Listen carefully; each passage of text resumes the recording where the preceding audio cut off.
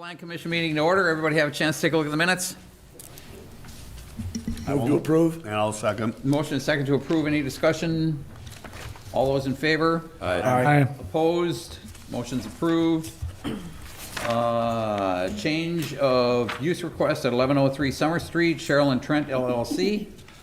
So tonight, we are revisiting the 1103 Summer Street change of use request. From our previous meeting, we left off with the decision to postpone until the applicant brought forward a specific prospective user for the business space. Although a specific user has not been solidified at this time, we do have Brian Zeller from the applicant group here on Zoom tonight to help clarify any lingering questions you all might have pertaining to this change of use request. So, Mr. Zeller, if you can hear me, if you could please present your case for this request from Zoom, that would be appreciated. Certainly. Can you hear me? Yep. Okay, great. Hopefully, everybody had a chance to look at page 10 in the packet where I answered some of the questions that were outstanding after your Planning Commission meeting last week. Let me just give you the background details on the building, or the fundamentals of the building. There's 9 off-street parking spaces that are associated with the approximately 2,400 square foot commercial space that has been a dental office for 50 years. That is the unit that I'm asking for the ability to put an office tenant in there. By limiting the parking to what we can accommodate on site, the 9 spots, I believe that traffic is significantly reduced and parking is no longer an issue. I do not have a specific tenant. There are several that have come and gone, one currently that I'm working with, but it's a bit of a catch-22 in that they need to know they can operate there before we can complete a lease. So I'm asking for general office, and I'm willing to maybe even add language that says, staff has the right to final review just to make sure it's consistent with the concerns that council has expressed, or planning and council have expressed. But it's my intent as a landlord that this is going to be a better neighbor than the dental office has been for 50 years. And I also believe it's a lower impact neighbor than if it were going to be converted to an apartment. It would be a rather large apartment, likely 6 bedrooms, 2 baths, kitchen, living area. I firmly believe that a light office user is the best use for the property. Okay. Thanks, Brian. Thank you. Anybody? Questions? I think I've thought about this over the time that's passed, and I'm going to move to approve the change to the office space with the restrictions that are stated in there as far as the 9 spots, and at the request of Mr. Zeller that he is staff review on conditional use. I'll second that. Okay, we got a motion and a second. Discussion? I'm sure he'll improve that property and keep it up and make it look nice, and so I don't think any of that's an issue. I asked the question last time about, have we had any calls on that property in the 50 years that it's been under, and the answer, I guess, still is no. I think we're not walking into a dark closet here. I think it'll work fine, so. So to Randy, did you say that you wanted staff approval on the lease, the person who's taking the lease out? For Is that- them to review Oh, okay. when it comes. Got it. For us to Okay. ensure that it's an actual business office, not like a Got it. retail use or Okay. something like that. And will that be for going forward as well, every time the lease is, if there's a Yeah, change we in the would, lease? we would need to verify that it complies with ordinance and the conditional use permit or special use permit in this case. And I'm more than comfortable with that. Let me ask a question, just to make sure I'm clear on your motion, Randy. And Brian, this is Nick Vivian talking. So the request was to change the use to uses professional office tenants, including but not limited to attorneys, accountants, engineers, and the like. And Brian has indicated in the bottom of page 10, given our discussion the last time around, that there was concern about the but not limited to language, because perhaps that was broader than the Plan Commission preferred. that he would be open to language indicating those uses, attorneys, accounting, engineers, or similar use that is not more intense. From my perspective, that would be more consistent with the language of the code, which really doesn't want uses to be more intense when they are changed, when they are legal non-conforming use. So from that perspective, Randy, would it be consistent with your motion that we include language indicating or similar uses that are not more intense, as Brian has suggested? Yes. Okay, Yes. Okay, very good, thank you. anybody else? All those in favor? Aye. Opposed? Motion's approved. Thank you. Thanks, Brian.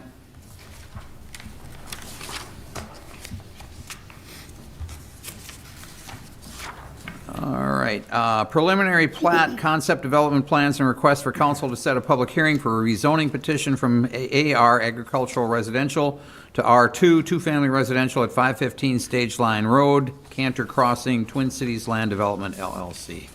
This one's a bit of a doozy. There's multiple parts to it. The applicants have submitted a preliminary plat, first of all, to subdivide the property into 20 twin home lots, one stormwater outlet, and a public right-of-way. Said public right-of-way to be named Palomino Court. It's proposed to come off of Stage Line Road, and due to this, there is a redesign of a portion of Stage Line Road provided for city review to be considered with the development proposal. Along with the preliminary plat, the applicant has also submitted concept development plans, and all twin homes are proposed to share 0 lot lines within them. And lastly, the applicant is requesting to rezone the property to accommodate the twin home development itself. The rezoning request is to amend, like Mayor O'Connor said, from AR Ag Res to R2 two-family. And tonight, staff is recommending approval of the preliminary plat and concept development plans, and requesting for Plan Commission to send to council to request a public hearing be set for the rezoning petition itself, with the conditions listed in your packet. I know this is a multi-part item, so if you guys have questions, feel free to speak now. I do have one question, and whether this is the time to ask or not, is the Stage Line Road in and out. And that was a concern at council when it came around a different time, was the safety of the in and out and the speed up there.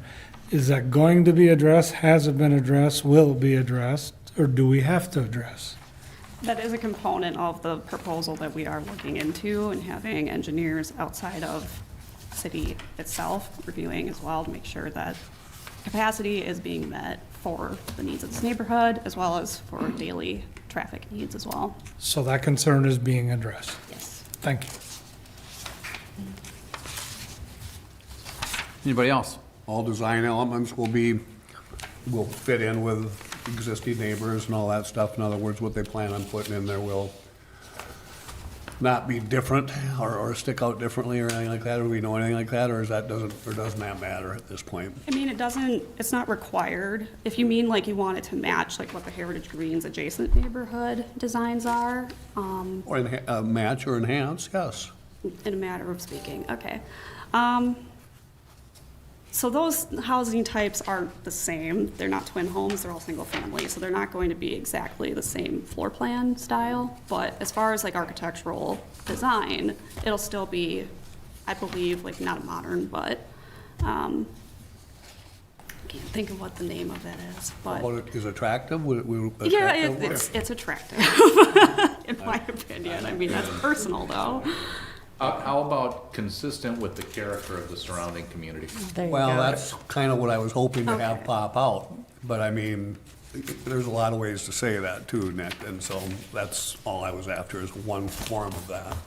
And she said it, so I'm good. If it helps to use your mind a little bit more too, there is gonna be a retention of the trees outlining the surrounding of the property, so it is separated from, this development will be separate from the Heritage Greens neighborhood, so it'll still be like its own little uniform neighborhood, separate from. Well, you've been here Heritage long Greens. enough to know we always like it when they save trees. Yes, I love saving trees Well, I like too. saving trees, yeah.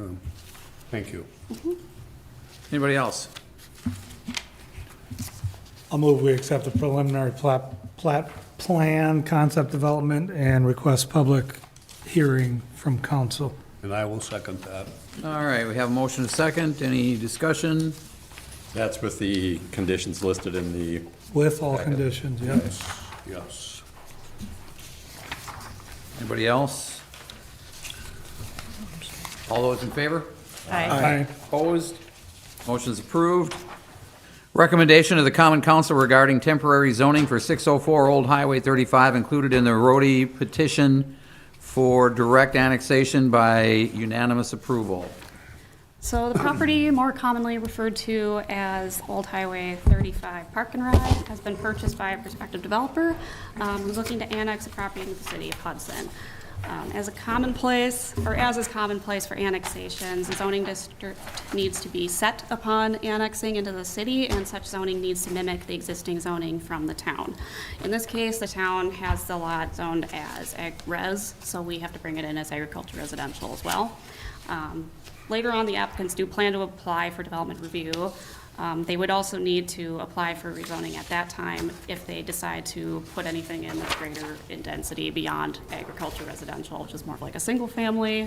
So that's for like a later discussion though. For now, staff's only recommending approving the temporary zoning to the city's AR agriculture residential district as part of the annexation ordinance. I will so move with any conditions, of course. A second. All right, we have a motion and a second for approval. Discussion? All those in favor? Aye. Opposed? Motion's approved. Rezoning application at 777 Carmichael Road from AR Agricultural Residential to B2 General Business Faith Community Church. Now, Faith Community Church has applied for rezoning of their 4 parcels. The purpose behind the rezoning is to allow for the building expansion of the church, so the structure can meet all zoning code requirements, such as green space minimums and building setbacks. It is noted that a land use amendment is not required at this site, as it currently exists as institutional in our land use map, and which churches fall under such designation, so don't need that part of it. Regarding public feedback on this issue, city staff have not received any comments from the public, and the church held a neighborhood meeting prior to application where they answered adjacent property owners' questions regarding the need for the rezoning. Public hearing is still scheduled for council's February 3rd meeting, and for the request specifically tonight, Plan Commission may consider either approving, denying, or postponing action on this item. Move to approve the expansion plans, certified compliance, 77 Carmichael Road. Second.